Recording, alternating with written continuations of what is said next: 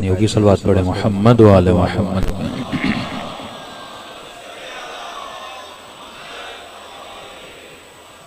مسلسل عرض کر رہے ہیں کہ مکتب اہل بیت اور دوسرے مکاتب میں ایک بہت بڑا فرق ہے کہ اللہ نے انبیاء کی اماموں کی ایک ڈیوٹی لگائی کہ وہ امتوں کی تربیت کریں. تربیت کرنے میں 3 وظائف رکھے. پہلا وظیفہ کہ ان کا تزکیہ کریں، پھر ان کو تعلیم دیں، آخری جو مرحلہ تھا وہ تھا ان کو صاحب حکمت بنائیں. اب کوئی انسان صاحب تقوی بنا لیکن صاحب حکمت نہ بنا، اس کا کوئی فائدہ نہیں ہے. کہ آپ نے تزکیہ کیا، متقی بن گئے کہ مولانا فلاں جھوٹ نہیں بولتا، غیبت نہیں کرتا، نماز بھی پڑھتا ہے، روزہ بھی رکھتا ہے، حج بھی کرتا ہے، لیکن اگر صاحب حکمت نہ ہو، صاحب بصیرت نہ ہو تو وہ جنگ صفین میں علی کو چھوڑ کے لشکر امیر شام میں چلا جاتا ہے. اگر صاحب بصیرت نہ ہو تو جنگ جمل میں زبیر کی طرح امیر المومنین کے مقابلے میں کھڑا ہو جاتا ہے. اگر صاحب بصیرت نہ ہو تو خوارج کی طرح حافظ قرآن تو ہوگا لیکن اسے یہ علم نہیں ہوگا کہ حق کیا ہے باطل کیا ہے. تبھی آپ اپنے معاشرے کو دیکھیں یا اپنے دوران حاضر کے شیعہ سیاسی حالات کو دیکھیں کہ مثلا انقلاب اسلامی آتا ہے. کئی ایسے لوگ جو شروع میں امام خمینی کے ساتھ تھے لیکن ایک وقت آتا ہے جو خمینی کو چھوڑ کے چلے جاتے ہیں. تو بصیرت جس بندے میں ہوتی ہے وہ راہ شناس ہوتا ہے، وہ دنیا کے فتنوں کو سمجھتا ہے، وہ مسائل کو سمجھتا ہے. اور جس زمانے میں ہم رہ رہے ہیں کہ یہ زمانہ پروپیگنڈے کا زمانہ ہے. مطلب ایک جھوٹ کو اتنا پھیلاؤ کہ لوگوں کو کیا لگنے لگے، سچ نہ لگنے لگے. کہ آج کوئی شیعہ سنتا ہے کہ شام کے ممبروں پہ امیر المومنین کو سب کو شتم کیا جاتا تھا تو وہ تعجب کھاتا ہے کہ کیسے ممکن ہے کوئی داماد رسول پر سب کو شتم کرے. کہ عمر ابن عبدالعزیز کے زمانے میں سب امیر المومنین کو بند کرایا گیا اور وہ بھی ایک استدلال کے ذریعے سے. ایک غیر مسلم بادشاہ کی بیٹی کا رشتہ مانگتا ہے اور بادشاہ کہتا ہے ہم مسلم ہوتے ہوئے ایک کافر کو بیٹی کیسے دے سکتے ہیں. پھر وہ ان کو کہتا ہے کہ آپ کے نبی نے جو کافر کو بیٹی دی. تو بادشاہ کہتا ہے کس کافر کو بیٹی دی؟ کہ وہی جو آپ کہتے ہو امیر المومنین کے لیے، علی ابن ابی طالب کے لیے سب کو شتم کرتے ہو، علی کو دائرہ اسلام سے نکال دیتے ہو. تو جب آپ کا نبی دے سکتا ہے تو کیوں نہیں دے سکتا؟ کہتے ہیں اس دن کے بعد انہوں نے کہا کہ علی ابن ابی طالب پہ سب کو شتم کو کیا کیا جائے گا؟ بند کیا جائے گا. اور جب یہ حکم نامہ صادر ہوا تو بنو امیہ میں فریادیں بلند ہوئیں کہ واہ سنتا، ہماری سنتوں کا کیا ہوگا؟ کہ صدیوں سے جو ہم کام کر رہے ہیں، سالوں سے جو ہم کام کر رہے ہیں اور آپ اس کام کو کیا کرا رہے ہو؟ بند کرا رہے ہو. سیم عین اسی طرح جب امیر المومنین نے نماز تراویح کی مخالفت کی تو آوازیں بلند ہوئی کہ واہ سنتا، پچھلوں کی سنت کا کیا ہوگا؟ اب معاشرے میں جب رد و بدل ہو گیا، جب پروپیگنڈا اتنی طاقت پکڑ گیا کہ لوگوں کو جھوٹ سچ لگنے لگے، ایسی حدیثیں رسول خدا کی طرف نسبت دی جائیں جن کو عقل سلیم ماننے کے لیے تیار نہ ہو. کہ ایک طرف ہر مسلمان کو موظف کیا جائے کہ آپ اپنی نماز میں سورہ حمد پڑھو گے، اگر حمد نہیں تو نماز نہیں، اور نماز حمد میں یہ دعا ضرور مانگو گے اہدنا الصراط المستقیم، اے خدا مجھے صراط مستقیم دکھا یا چلا یا باقی رکھ. مطلب دعا ہے صراط مستقیم. پھر کن کا راستہ؟ جو نعمت والے، ان کے راستے پہ نہ چلا جو گمراہ ہیں، ان کے راستے پہ نہ چلا جن پہ تو غضبناک ہوتا ہے. اور دوسری طرف کہیں کہ رسول گرامی نے فرمایا کہ اگر حاکم یزید جیسا بھی آ جائے تو اس کے خلاف قیام نہیں کریں.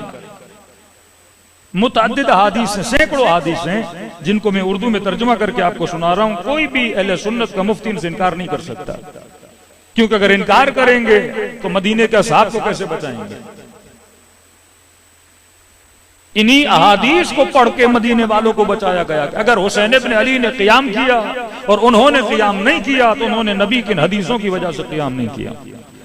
کبھی کہتے ہیں رسول نے فرمایا وہ حبشی غلام ہو، کٹا ہوا کان ہو، کشمش جیسے بال ہو، فاسق ہو، فاجر ہو، اس کے خلاف قیام نہیں کر سکتے. پھر فرمایا ایسا مرتد ہو جو لوگوں کو دین سے ہٹا دے، اس کے خلاف بھی قیام نہیں کر سکتے۔ پھر کسی میں کہا کہ اتنا مرتد ہو یہاں تک کہ اس کے وجود میں شیطان رسوخ کر جائے، تم اس کے خلاف بھی قیام نہیں کر سکتے۔ اب ایک طرف قرآن کہہ رہا ہے دعا مانگ، اہدنا الصراط المستقیم، اے خدا مجھے صراط مستقیم دکھا چلا جن پہ تو غضبناک، جو گمراہ، جو بد کردار، جو زانی، جو شرابی ہیں، پروردگارا ان کے راستے پہ نہ چلانا، مجھے دین کے راستے پہ چلانا، مجھے ہدایت کے راستے پہ چلانا، مجھے محمد رسول اللہ کے راستے پہ چلانا۔ دوسری طرف کہیں کہ اسی خدا کے رسول نے کہا ہے اگر کوئی لا دین آ جائے تجھے بے دین بھی بنا دے، اس کی مخالفت نہ کرنا۔ اب بتائیے، ایک طرف بے دینی پر عمل کرنے کا حکم، ایک طرف ہدایت کی دعا کرنے کا حکم، ایک طرف وہ دین اسلام جو ہم نے مسلمانوں کو بتایا انک علی خلق عظیم، کہ وہ حبیب جو اخلاق کی بلندیاں دکھانے کے لیے آیا، جس کے اخلاق سے مکے کے غریب انسپائر ہوئے، جو لوگوں کو ظلم سے دور کر رہے تھے، جو کہہ رہے تھے بیٹیوں کو زندہ دگور نہ کیا کرو، جو صفائی کا درس و طہارت کا درس دے رہے تھے، جو لوگوں کو جہالت سے نکال کر کتابت سکھا رہے تھے۔ ایک طرف اسلام کا یہ معیار کہ لوگ دوڑے دوڑے اسلام کی طرف آنے لگے، یدخلون فی دین اللہ افواجا، فوج در فوج لوگ اسلام کے اندر داخل ہو رہے تھے۔ کس چیز کی وجہ سے؟ اسلام کے اخلاق کی وجہ سے، اسلام کے کردار کی وجہ سے، اسلام کی رفتار کی وجہ سے، اسلام کی نظام عدالت کی وجہ سے جو رسول خدا نے بیان کیا۔ لیکن آج کا مفتی جس دین کو پیش کر رہا ہے کہ الملک لمن غلب، ملک کسی کے ہاتھ میں بھی ہو، غلبہ کسی کا بھی ہو، وہ چاہے فاسق ہو، وہ چاہے فاجر ہو، چاہے یزید جیسا کہا۔ ہماری بحث یہ ہے ہی نہیں کہ یزید فاسق تھا یا نہیں تھا۔ ہم جماعت اہل سنت کا عقیدہ یہ ہے، صحیح کتابوں میں لکھا ہوا کہ رسول فرماتے ہیں کیسا بھی حاکم آ جائے اس کے خلاف قیام نہیں کر سکتے، یہاں تک کہ امر بالمعروف نہیں کر سکتے۔ تبھی عبد الملک مروان جب حاکم بنا، اس نے پہلا خطبہ دیا، تاریخ میں موجود ہے۔ لوگوں کو کہا کہ میں نے سنا ہے تم لوگ تقویٰ کا درس دیتے ہو، اور میں نے یہ دیکھا ہے کہ تم لوگوں کے اندر تقویٰ نہیں ہے اور ہمیں تقویٰ کا درس دے رہے ہو، کہ آج کے بعد اگر مجھے کسی نے کہا کہ متقی بن جاؤ، میں اس کا سر دھڑ سے جدا کر دوں گا۔ علناً اسلامی حکومتوں میں امر بالمعروف پہ پابندی لگا دی گئی کہ آپ نماز پڑھتے ہو جا کے اپنے گھر میں پڑھو، روزہ رکھنا ہے رکھو، حج کرنا ہے کرو، لیکن کسی کو یہ نہ کہو کہ نمازی بنو۔ اگر کوئی شرابی ہے تو تمہارا نہ جائے وہ شرابی ہے، اگر کوئی زانی ہے تو تمہیں روکنے اور ٹوکنے اور سمجھانے اور معروف کو بیان کرنے اور منکر کو بیان کرنے کی ضرورت نہیں ہے۔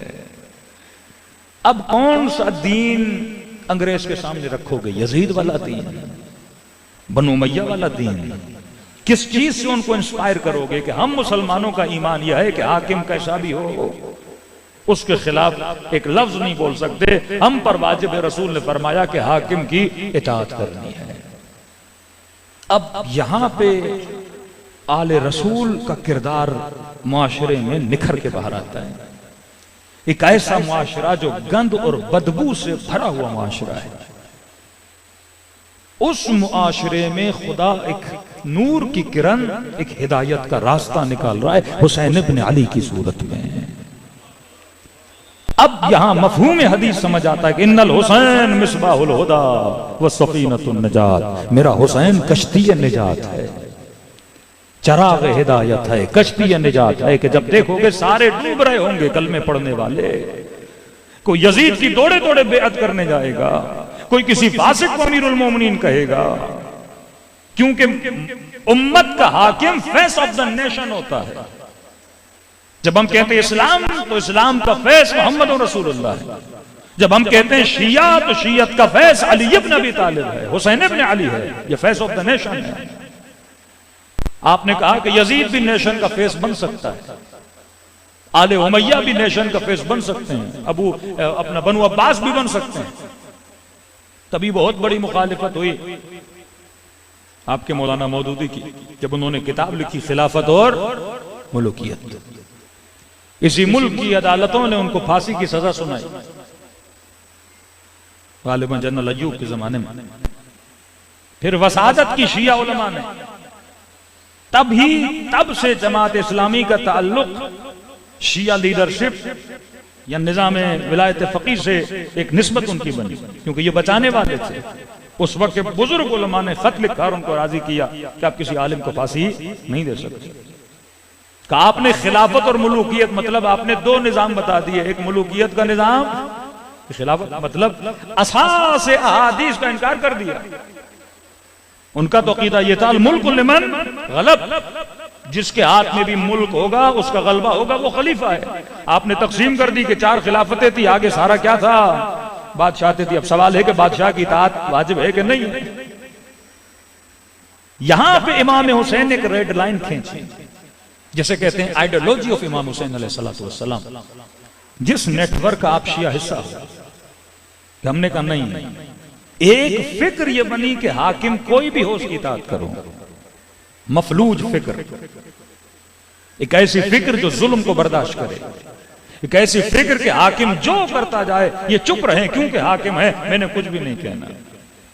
کہ کل میں نے کہا کہ شرعی طور پہ جو مفتیوں کا فتویٰ ہے کہ حاکم جو کرے امت کو ماننا ہے۔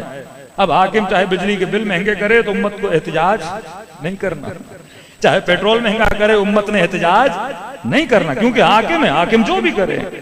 کل آپ کو لادین بھی بنا دے، بے دین بھی بنا دے، تو اس امت نے ماننا ہے جس کا عقیدہ یہ ہے کہ یزید بھی حاکم بنا تو اس کے خلاف قیام نہیں کر سکتے۔ اب اس اتنے گند زدہ معاشرے میں آج اگر ہمیں کسی نے بچایا ہے تو وہ حسین ابن علی نے بچایا ہے۔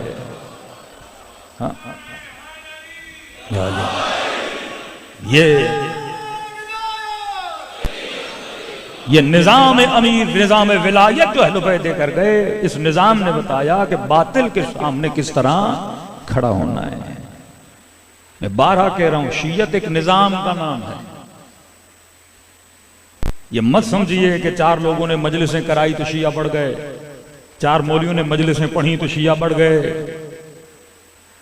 شیعت ایک کمپلیٹ نیٹ ورک کا نام ہے، جس نیٹ ورک کی بنیاد رسول خدا نے رکھی، جس نیٹ ورک کو رسالت کے بعد امامت لے کر چلی۔ کہ خلاصتاً میں نے کل آپ کے سامنے نقشہ بیان کیا تھا کہ اس نیٹ ورک کو چلانے والے کون؟ اہل بیت اور قرآن۔ سمجھو ایک نیٹ ورک ہے، اس کے بیچ میں لکھو کہ اہل بیت اور قرآن یہ وہ ہیں جو اس نیٹ ورک کو چلاتے ہیں۔ یہ نیٹ ورک فیڈ کہاں سے لیتا ہے؟ ایک درخت ہے، وہ زمین سے فیڈنگ لے رہا ہے، تنومند ہو رہا ہے، طاقتور ہو رہا ہے۔ ہماری طاقت کی نشانی کیا ہے؟ جذابیت کیا ہے اس نیٹ ورک کی؟ کہ آپ ڈیلی سنتے ہو کہ لوگ شیعہ بن رہے ہیں، شیعہ بن رہے ہیں، اس مکتب میں آ رہے ہیں، انسپائر ہو رہے ہیں اس مکتب سے، پیغام امام حسین سے انسپائر ہو رہے ہیں، اربعین حسین سے انسپائر ہو رہے ہیں۔ کہ یہ عجیب قوم ہے کہ استعمار کے مقابلے میں کھڑی ہو جاتی ہے، امریکہ کے سامنے کھڑی ہو جاتی ہے، اسرائیل کے سامنے کھڑی ہو جاتی ہے، بڑے بڑے بادشاہ کانپ جاتے ہیں، لیکن ان کا چھوٹا چھوٹا بچہ کھڑے ہو کے ان کے منہ پہ بولتا ہے کہ تم ظالم ہو۔ یہ ہمت، یہ جذبہ، یہ شجاعت، یہ آئیڈیالوجی کہاں سے ملی؟ آئیڈیالوجی کربلا کی آئیڈیالوجی، کیونکہ یہ آئیڈیالوجی برادران اہل سنت کی تو نہیں ہو سکتی نا، کیونکہ وہاں یہ ہے الملک لمن غلب، جس کا قبضہ اس کے سامنے کھڑے نہیں ہو سکتے۔ لیکن میں نے کل بھی کہا اخوان المسلمین کو جیسے گرو اہل سنت سے نکلے جنہوں نے اس آئیڈیالوجی کو ریجیکٹ کیا اور امام حسین کی آئیڈیالوجی کو کیا کیا؟ فالو کیا، تو آج خدا نے ان کو بھی کیا دی ہے؟ عزت دی ہے نا۔ آج امت ان کے ساتھ ہمدردی رکھتی ہے، ایسے لوگ جو ظالموں کے خلاف آوازوں کو بلند کرتے ہیں۔ تو فرمایا اس نیٹ ورک کو چلانے والے اہل بیت اور قرآن ہے، لیکن یہ نیٹ ورک اہل بیت کا درخت فیڈنگ کہاں سے لے رہا ہے؟ اس کا بیس کیا ہے؟ تو کہا اس کا بیس ہے عقل اور فطرت۔ ہمارے ہاں جو بھی حکم ہوگا وہ خلاف عقل نہیں ہو سکتا۔ آپ کا فتویٰ، آپ کے فقہی مسائل، ماڈرن ترین فقہ اس وقت اگر ہے کہ کہتے ہیں کہ جس پہ کوئی پریکٹیکلی چل سکتا ہے وہ فقہ محمد اور آل محمد ہے۔ کہ میں نے کہا اپنا مفتی ہمدرد نے بہت پیارا سوال اٹھایا، جس کے سوال کی وجہ سے کئی پڑھے لکھے بچے امام جعفر صادق کی طرف آئے۔ صلی اللہ اللہم صلی اللہ۔ دیکھو نا، فکروں کو قفل لگ جائیں، یہ قفل کبھی کبھی کسی چھوٹی چابی سے کھل جاتے ہیں، تالا لگ جائے۔ انہوں نے کہا بھائی مثلا میں مسلمان ہوں، میں نے نماز پڑھنی ہے، اب میں پوچھنا چاہتا ہوں کہ رسول خدا نے نماز کیسے پڑھی؟ تو کہا کہ مجھے کس نے مجبور کیا کہ میں نماز کا مسئلہ پوچھنے کے لیے صرف چاروں کے پاس جاؤں؟ مثلا نماز پڑھنی ہے تو پوچھو امام ابو حنیفہ نماز رسول نے کیسے پڑھی؟ کیسے پڑھی؟ امام مالک کیسے پڑھی؟ کیسے پڑھی؟ امام شافعی کیسے پڑھی؟ ایسے پڑھی؟ امام حنبل کیسے پڑھی؟ ایسے پڑھی؟ کہا ہمیں کس نے روکا کہ ہم جعفر صادق کی طرف نہیں جا سکتے؟ یہ فکر کہاں سے آئی کہ بھائی چار مفتی بیٹھے ہیں، میں ان سے پوچھ سکتا ہوں کہ نماز کیسے پڑھی جا سکتی، لیکن فرزند رسول سے نہیں پوچھ سکتا؟ کہ ہمیں کس نے روکا؟ مطلب شاگردوں سے پوچھ سکتے ہو لیکن استاد سے نہیں پوچھ سکتے، جن کے لیے کہا گیا لولا سنتان لہلک نعمان، اگر 2 سال نہ ہوتے تو ہم کیا ہو جاتے؟ ہلاک ہو جاتے۔ کہا یہ جو لائن کھینچی گئی ہے یہ کس نے کھینچی ہے؟ یہاں پہ انسان کی فکر بیدار ہونا شروع ہو جاتی ہے۔ اہل بیت فرماتے ہیں آپ کا کام ہے ذہنوں میں سوالوں کو پیدا کرنا۔ انسان جب جستجو میں جاتا ہے پھر اللہ اسے حق کا راستہ خود بخود دکھا دیتا ہے۔ تو یہ جو نظام تھا، یہ جو نیٹ ورک ہے، اس کی جو فیڈنگ ہو رہی ہے وہ کہاں سے ہو رہی ہے؟ عقل اور حکمت چلانے والے اہل بیت اور قرآن، جہاں سے یہ فیڈنگ لے رہا ہے عقل اور حکمت، وہاں پہ آپ دیکھو گے اشاعرہ نکل آئے۔ جب یہ نکلا نا حاکم کوئی بھی ہو تو اس کی اطاعت کرو، پھر گروہ بنا اشاعرہ جو عقیدہ جبر کے قائل تھے، مطلب کائنات میں جو کچھ ہو رہا ہے وہ اللہ کرا رہا ہے، اگر میں گناہ بھی کر رہا ہوں اللہ مجھ سے کرا رہا ہے، اگر میں نماز بھی پڑھ رہا ہوں اللہ مجھ سے کرا رہا ہے۔ یہ وہی تھے جن کا عقیدہ تھا اگر رسول خدا معصوم ہے تو رسول کا کمال کیا ہے؟ اللہ کرا رہا ہے۔ اللہ کی مرضی تھی، کسی جوان کو پسند کیا، کہا اسے میں آج نبی بناتا ہوں، کسی کو پسند کیا کہا میں اسے امام بناتا ہوں، کہا اس میں اس جناب کا کوئی کمال نہیں ہے، یہ سارا کمال کس کا ہے؟ اللہ کا کمال ہے۔ اور کہا یزید جو کر رہا تھا اللہ کو علم تھا، لہذا کائنات میں جو کچھ ہو رہا ہے وہ اللہ کر رہا ہے، تو ہم اللہ کی مرضی کے خلاف اٹھ نہیں سکتے۔ یہاں پہ پھر امام محمد باقر میدان میں آتے ہیں۔ صلوات پڑھیں مولا کی شان پر، کیونکہ بات عقل اور حکمت کی نکلی۔ چھوٹی چھوٹی مثالیں دوں گا، آپ سمجھ جائیں کہ اہل بیت نے کس طرح اپنے شاگردوں کو تیار کیا، یہ نیٹ ورک اہل بیت نے کس طرح بنایا۔ کہ ہمارے شیعوں کے ذہنوں میں یہ ہے کہ ہمارے چوتھے امام، مثلا آج ایک شیعہ جوان بولو امام زین العابدین، تصور میں کیا آتا ہے ہمارے؟ ایک ایسا امام جس کے ہاتھوں میں رسیاں ہیں، مظلوم ہے، ایک ایسا امام جو 24 گھنٹے روتے تھے، 4 دعائیں اس امام سے ہیں، لمبا ترین عرصہ گزارا امام زین العابدین کی امامت کا، 20 سال کا عرصہ امام کا۔ تو کیا امام نے شیعوں کی تربیت نہیں کی؟ کوئی نیٹ ورک نہیں بنایا، بس 4 دعائیں پڑھی اور ان دعاؤں کے نتیجے میں اتنے شیعہ بن گئے۔ گھر میں بیٹھ کے صرف روتے تھے اور اس رونے کے نتیجے میں اتنے لوگ شیعہ بن گئے۔ آج اپنے جوانوں سے پوچھئے کہ امیر المومنین کے وہ 20-25 سال کے 3 خلافتوں میں مولا علی گھر میں تھے، علی کیا کر رہے تھے؟ کہتے ہیں نہیں پتا، یہ ایک پورا وائٹ ہے ہمارے ذہنوں میں، ایک کورا کاغذ ہے، ہمیں نہیں پتا امیر المومنین نے کیا کیا۔ ہم نے صرف اپنی نسلوں کو وہ بتایا کہ مولا علی کی جنگیں بتائیں، رسول خدا کا زمانہ بتایا، لیکن اصل جو تربیت تشیع تھی جو امیر المومنین نے کی وہ 20-25 سال ہمارے ذہنوں سے محو ہے۔ کانسیپٹ آف چوتھا امام، شیعہ سمجھتا ہے کہ کیسا امام جو خاموش گھر میں بیٹھتا تھا اور ڈیلی مثلا بازار میں جاتے تھے اور روتے تھے، بس۔ یہ امیج جو آپ نے امامت کی بنائی یہ غلط امیج ہے۔ امام نظام ولایت کو چلانے والا ہے۔ اب یہاں پہ سوچیں ایک ایسا معاشرہ، ایک ایسی سوسائٹی جو امام کش ہے، قاتل امام ہے، اس سوسائٹی کو ناصر امام بنانا کتنا بڑا کمال ہے۔ کہ آپ کسی بستی میں جاتے ہیں کہتے ہیں مولانا یہ پہلے سارے ناصبی تھے، مطلب شیعہ ملے گلا کاٹ دیں، فلاں عالم آیا اس نے سارے ناصبیوں کو علی کا عاشق بنا دیا، یہ کمال ہوتا ہے۔ 20 سال کا فاصلہ ہے، 20-24 سال کا فاصلہ، کربلا امام زین العابدین، پھر زمانہ امام محمد باقر، لقب ملا باقر العلوم۔ کبھی آپ نے سوچا کہ وہ امام حسین جب مدینے سے نکلتے ہیں لوگ ساتھ نہیں دے رہے، کربلا میں شہید ہو جاتے ہیں، 72 صحابی 72 اصحاب امام حسین کے ساتھ ہیں، فرزند رسول تکو تنہا گلا کاٹا جاتا ہے، سر کو نوک نیزہ پہ رکھ کے بازاروں میں گھمایا جاتا ہے، لیکن امت خاموش تماشائی دیکھتی رہتی ہے۔ پھر وہی امام زین العابدین کا زمانہ بدلا نہیں، لوگ وہی ہیں۔ واقع ہررہ آتا ہے، مالک اب واقع ہررہ آ جاتا ہے اور کعبۃ اللہ کے اوپر منجنیقوں سے زخمی کر دیا جاتا ہے۔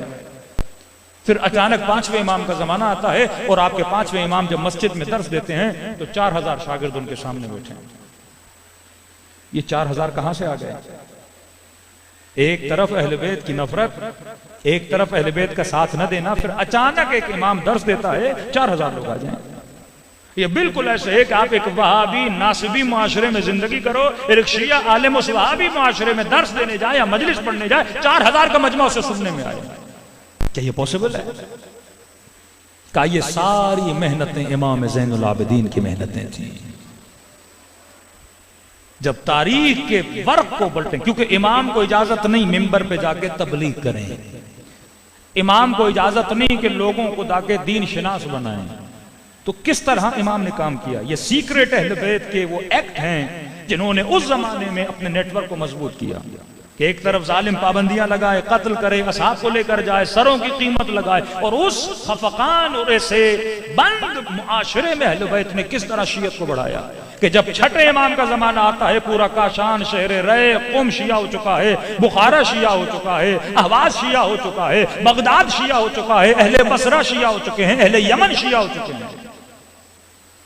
ایک امام گھر میں بیٹھے ہیں، مصر شیعہ ہو گیا، بخارا شیعہ ہو گیا، اہواز شیعہ ہو گیا، کاشان شیعہ ہو گیا، یعنی قم کے 200 کلومیٹر کے ریڈیٹر میں جتنے لوگ ہیں وہ شیعہ بن گئے۔ یہ کیسے بنے؟ جبکہ امام نے اہواز کا سفر نہیں کیا، بخارا کا سفر نہیں کیا، قم کا سفر نہیں کیا، وہاں شیعہ بن گئے۔ ہم سمجھ رہے ہیں کہ اہل بیت بیٹھے ہوئے تھے، نہیں میرے عزیز، وہ کام کر رہے تھے۔ وہ کام تاریخ میں نظر اس لیے نہیں آتا کیونکہ اگر نظر آ جاتا تو دشمن بھی اہل بیت کو روک لیتا۔ کیا کیا آپ کے امام زین العابدین نے؟ مدینے میں جو افراد تھے وہ پہلے سے سنگ دل ہو چکے تھے، کیونکہ جب ایک امام کو قتل کر دیا گیا، یہ خاموش تماشائی دیکھتے رہے تو کیا بن گئے؟ قسی القلب۔ واقع ہررہ پیش آیا، امت بیٹھی رہی، 3 دن کے لیے مدینے کو حلال کر دیا گیا کہ کئی حرام زادے اس شہر میں پیدا ہو گئے، امت دیکھتی رہی۔ پھر عبد الملک مروان حجاج ابن یوسف کے ہاتھوں سے دوبارہ اٹیک کرواتا ہے، پھر زبیریوں کو شکست دیتا ہے۔ اس زمانے میں بھی امت دیکھتی رہی، 2 مرتبہ سرزمین مقدس پہ حملہ ہوا ہے۔ اب مولا اس معاشرے کو کیسے سدھاریں گے؟ یعنی یہ بالکل ایسے ہے کہ امام زین لشکر یزید کے مقابلے میں کھڑے ہیں اور مولا تبلیغ کر رہے ہیں لیکن ان پہ اثر نہیں ہو رہا کیونکہ دل سخت ہیں۔ پھر مولا فرماتے ہیں مُلِئَتْ بُطُونُكُم مِّنَ الْحَرَامِ، کیونکہ تم نے حرام زیادہ کھایا ہے، تبھی حسین کے کلام کا تمہارے اوپر کیا نہیں ہو رہا؟ اثر نہیں ہو رہا۔ اب امام زین العابدین کس پہ تبلیغ کریں جبکہ سارے دل سنگ ہیں، پتھر ہیں؟ کیا کیا امام زین العابدین نے؟ کہتے ہیں مولا کے زمانے میں اسلامی باؤنڈریز بہت زیادہ بڑھ چکی تھی، بارڈرز، روم تک اسلام پھیل چکا ہے، ایرانی مسلمان ہو چکے ہیں، بڑی بڑے امپائرز میں اسلام پھیلتا جا رہا ہے۔ جب یہ ملکوں کو فتح کرتے تھے وہاں سے سینکڑوں کی تعداد میں غلاموں کو لے کر مدینے میں خرید و فروخت کرتے تھے۔ تو کہتے ہیں موالی لوگ، موالیان، یہ وہ لوگ جو غلام تھے، نئے مسلمان، لیکن ابھی تک یہ اتنا اسلام کو جانتے نہیں ہیں۔ ابھی تک امیر شام نے ان کے دلوں میں بغض علی اتنا بھرا ہوا نہیں ہے، ان کے ظروف خالی تھے۔ پہلے امام ہے تاریخ امامت میں جس نے سب سے زیادہ غلام خریدے، تاریخ لکھتی ہے 20,000 کے قریب غلام خریدے امام زین العابدین،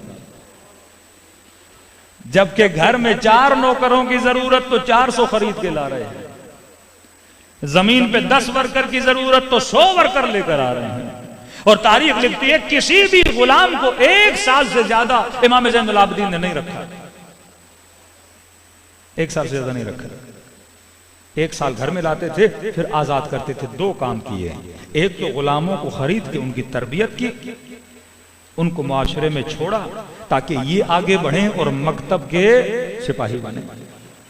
دوسرا، عرب کے معاشرے میں بہت بڑا کاروبار تھا غلام کے خریدنے اور بیچنے کا، جو اس کام کو اسلام نے پسند نہیں کیا، لیکن اسلام نے جلدی ختم بھی نہیں کیا۔ اس کا ریزن ہے، ریزن میں اس طرح بتاؤں، مثلا آپ کی 70% جو یوتھ ہے اگر یوٹیوب کو استعمال کرے اور اس کی انکم یوٹیوب سے ہونے لگے اور حکومت آ کے یوٹیوب پہ پابندی لگائے تو یہ سارے لوگ باہر آئیں گے نہ نکل کے، کیونکہ ان کے گھر کا کچن کس سے چلتا ہے؟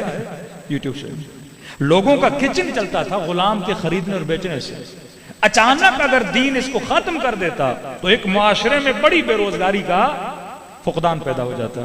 تو امام نے یہ بھی ختم کرنا تھا، تو امام نے کیا کیا؟ سب سے زیادہ غلام خریدے، خریدنے کے بعد بیچے نہیں، آزاد کیے۔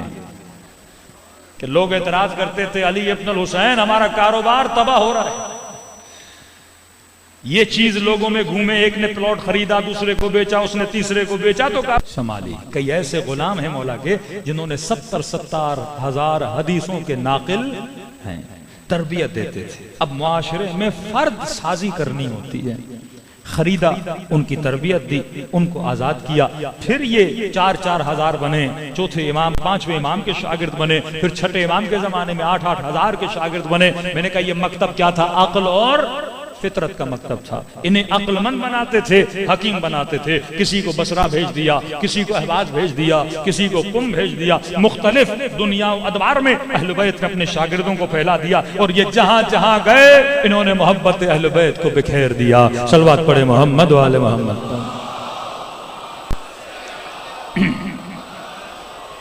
ایک چھوٹی سی مثال دوں پھر اپنے موضوع کی طرف جاؤں کہ میں نے کہا اس نیٹ ورک کو چلانے والے اہل بیت اور قرآن، یہ نیٹ ورک جہاں سے فیڈنگ لے رہا ہے وہ عقل اور فطرت۔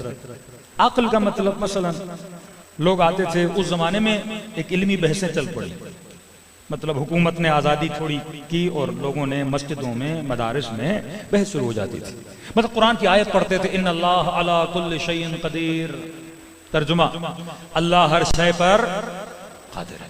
پھر کہتے تھے کیا خدا اونٹ کی قطار کو سوئی کے سوراخ سے گزار سکتا ہے؟ اب حافظان قرآن ایسے مسلمان جو یہ کہیں کہ حاکم کیسا بھی ہو اس کی اطاعت کیا ہے؟ واجب ہے۔ تو کہتے تھے بھئی اللہ کی مرضی، اللہ اونٹ کی قطار کو سوئی کے سوراخ۔ اب ان کی سمجھ میں نہیں آتا تھا اتنا بڑا اونٹ اتنے چھوٹے سوراخ سے کیسے گزرے، لیکن کہتے تھے ہو جائے گا۔ جب یزید حاکم بن گیا تو اونٹ کا کیا ہے بھائی، اونٹ بھی قطار سے گزر جائے گا۔ پھر کہتے تھے، یہ سوال ہوتے تھے، پھر کہتے تھے کیا خدا دنیا کو انڈے کے اندر ڈال سکتا ہے؟ پھر بڑے بڑے مفتی بحث کرتے تھے، قرآن کی آیت، قرآن کی آیت، قرآن۔ ہاں بھائی اللہ تو ہر شے پہ کیا ہے؟ قادر ہے۔ اب لوگ جب یہ سنتے تھے فطرت نہیں مانتی تھی۔ اللہ نے جو اندر سافٹ ویئر رکھا ہوا ہے نا انسان کے، اگر اس سے وائرس ہٹ جائے نا تو سارے کے سارے مکتب علی کے نوکر بن جائیں گا۔ یہ مکتب علم کا مکتب ہے، یہ مکتب عقل کا مکتب ہے۔ پھر آتے تھے 5ویں امام، چھٹے امام کے پاس، کہا فرزند رسول آپ بتائیے، کہا کلم الناس بقدر عقولہم، معصوم ہر کسی کو اپنے حساب سے بھی جواب دیتے تھے۔ کہتے ہیں ایک شخص آیا امام کے پاس، مولا قرآن کی آیت ہے اللہ ہر شے پہ قادر ہے، کیا خدا کائنات کو انڈے میں ڈال سکتا ہے؟ امام نے فرمایا ہاں کر سکتا ہے۔ کہ دلیل دیجئے۔ امام نے فرمایا تمہاری آنکھ انڈے سے بھی چھوٹی ہے، لیکن تم اتنی کائنات کو دیکھ رہے ہو، گویا کائنات تیری آنکھ میں ہے کہ نہیں؟ بڑا مطمئن ہوا کہ ایسی دلیل تو کسی مولوی نے نہیں دی، مطمئن ہو کے چلا گیا۔ بصرے سے ایک امام کا شاگرد آیا، یعنی یہ عام آدمی تھا، ایک امام کا شاگرد خاص جن کو مولا حکمت بھی سکھاتے تھے، جن کو تیار بھی کرتے تھے۔ کہنے لگا فرزند رسول لوگ پوچھ رہے ہیں کیا خدا کائنات کو انڈے میں ڈال سکتا ہے؟ امام نے فرمایا اللہ کی قدرت محالات پہ نہیں چلتی، محال کہتے ہیں امپاسبل کو، اللہ کی قدرت محال پہ نہیں چلتی، امپاسبل پہ نہیں چلتی۔ اب یہ صحابی کہتا ہے میں دیکھ رہا ہوں پہلے والے کو اللہ کر سکتا ہے، اور مثال دی آنکھ کی، اس کو امام نے یہ نہیں بولا. امام نے کہا یہ امر محال ہے اور محالات پہ اللہ کی قدرت نہیں چلتی. اس نے کہا مولا کیسے؟ امام نے فرمایا خدا نے انڈے کو چھوٹا بنایا ہے, کائنات کو بڑا بنایا ہے, اور اس کو چھوٹا بنا کے کمزور بنایا ہے, اور اسے بڑا بنا کے طاقتور بنایا ہے. جب خدا نے اس کو کمزور بنایا اور اسے طاقتور بنایا, خدا اپنے قانون کو کبھی توڑتا نہیں. اللہ کا فیصلہ ہے یہ بڑا رہے اور یہ چھوٹا رہے. کہ اس صورت میں خدا کر سکتا ہے کہ مثلا دنیا کو چھوٹا کرے پھر انڈے میں ڈالے, یا انڈے کو بڑا کرے دنیا سے زیادہ, تب ہو سکتا ہے. لیکن ایک چھوٹی چیز میں بڑی چیز جا نہیں سکتی, کیونکہ بڑا بھی خدا نے بنایا, چھوٹا بھی خدا نے بنایا. تو یہ امر محال ہے, محال کو خدا نے محال بنایا, اور خدا کبھی بھی اپنے قانون کی خلاف ورزی نہیں کرتا. مطمئن ہوا, شکر ادا کیا, پھر عراق کی طرف روانہ ہوا. صحابی نے کہا مولا اسے کہا ہو سکتا ہے, اسے کہا نہیں ہو سکتا. کہا وہ عام تھا, یہ میرا شیعہ تھا. اگر میں اسے یہ کہتا کہ تم آنکھوں سے کائنات کو دیکھ رہے ہو تو لہذا کائنات آنکھوں میں چلی گئی. امام نے کہا یہ سادہ نہیں تھا, یہ میرا شاگرد تھا. پھر یہ مجھے کہتا کہ مولا کائنات آنکھ میں نہیں گئی, کائنات کا فوٹو آنکھ میں گیا ہے. میں آپ کو دیکھ رہا ہوں, آپ تو میری آنکھ میں نہیں گھسے نا بھائی, آپ کا عکس میری آنکھ میں. پھر اس طرح تو پوری کائنات موبائل کے اندر آ گئی. موبائل میں عکس جاتا ہے اور کوئی چیز نہیں جاتی. امام نے کہا یہ پڑھا لکھا تھا, اگر میں کہتا عکس چلا جائے گا. تو امام نے اپنے شیعوں کو کیا بنایا؟ بابصیر بنایا. یہ مکتب عقل کا اور مکتب حکمت کا. صلوات پڑھے محمد و آل محمد پر.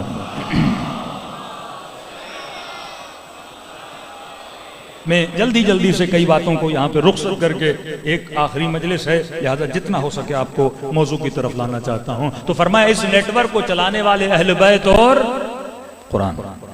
نیٹ ورک کی بنیادیں, جڑیں عقل اور فطرت. کہ میں نے کل مسئلہ طلاق کی مثال دی تھی آپ کو. ایک پورا ملک ایران مسئلہ طلاق کی وجہ سے کیا بنا؟ شیعہ بنا. کہ ان کے یہاں غصے میں بھی طلاق ہو جائے, نشے میں بھی طلاق ہو جائے, اور 10 بار بولے تو 10 کی 10 ایک ساتھ ہو جائیں. صرف اس مسئلے کی وجہ سے کتنے لوگ مکتب اہل بیت میں آتے ہیں. آغا تیجانی سماوی ٹیونس میں شیعہ نہیں تھے, اس ایک بندے نے 5 لاکھ لوگوں کو شیعہ بنایا ٹیونس میں.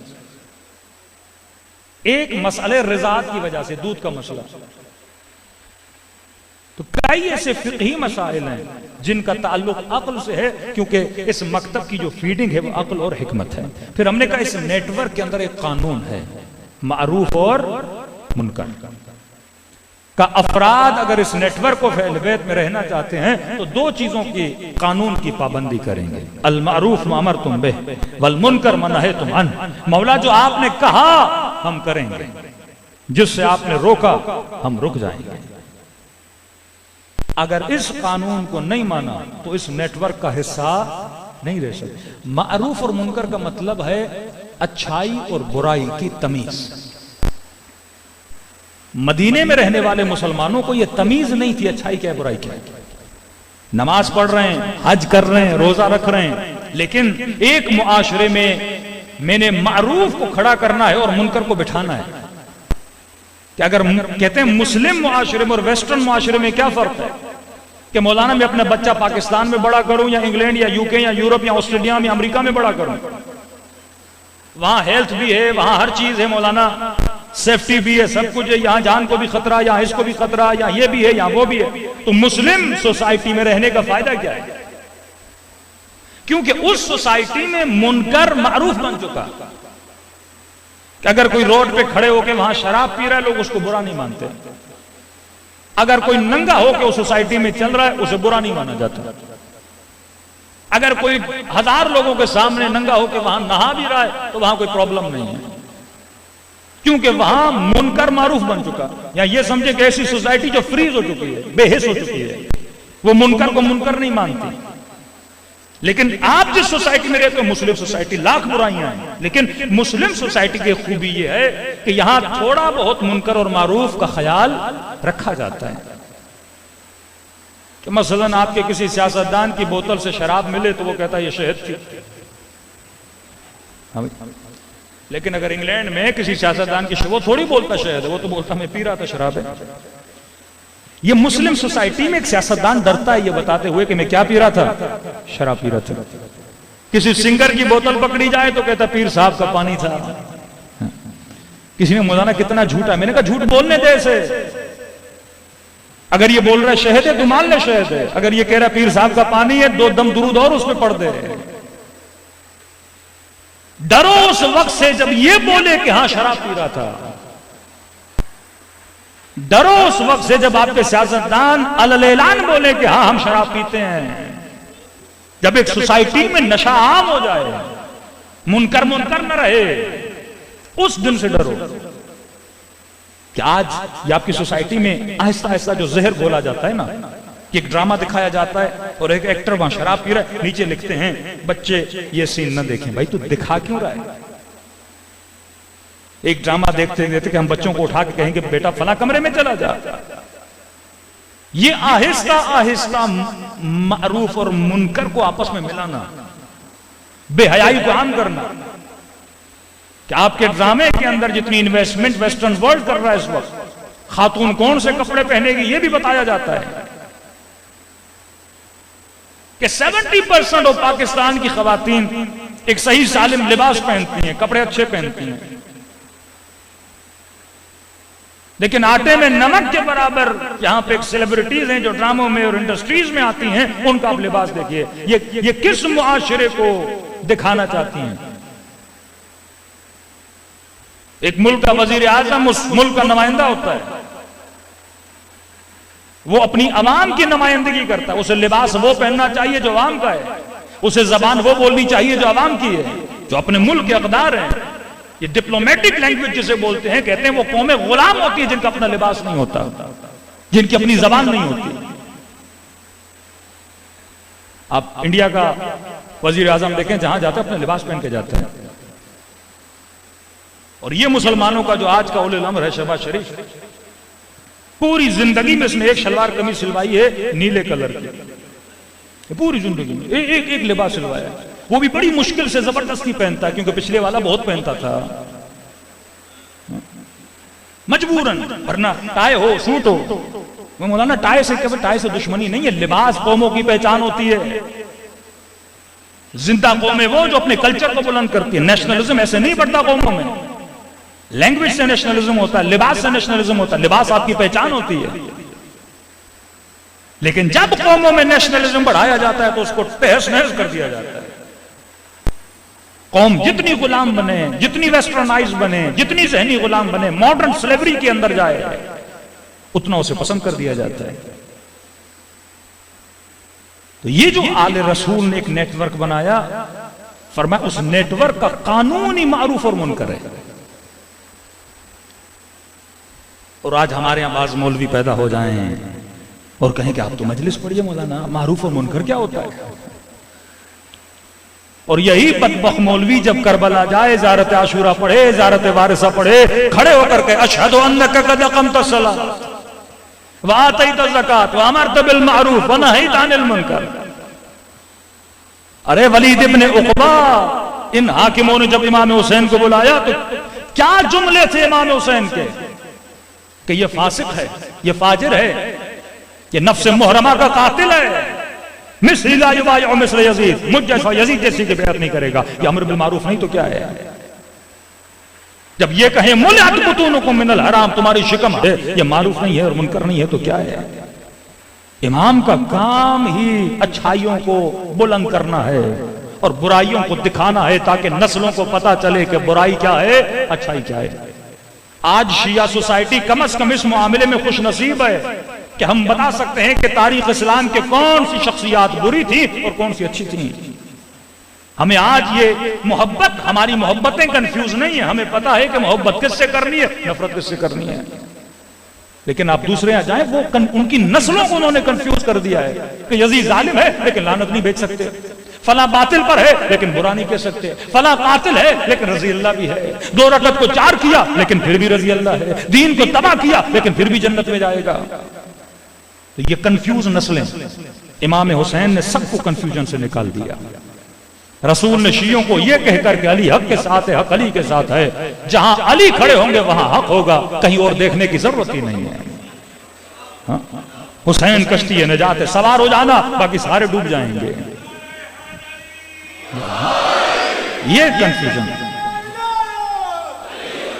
یہ کنفیوژن جو اہل بیت علیہ الصلوۃ والسلام نے دور کیا.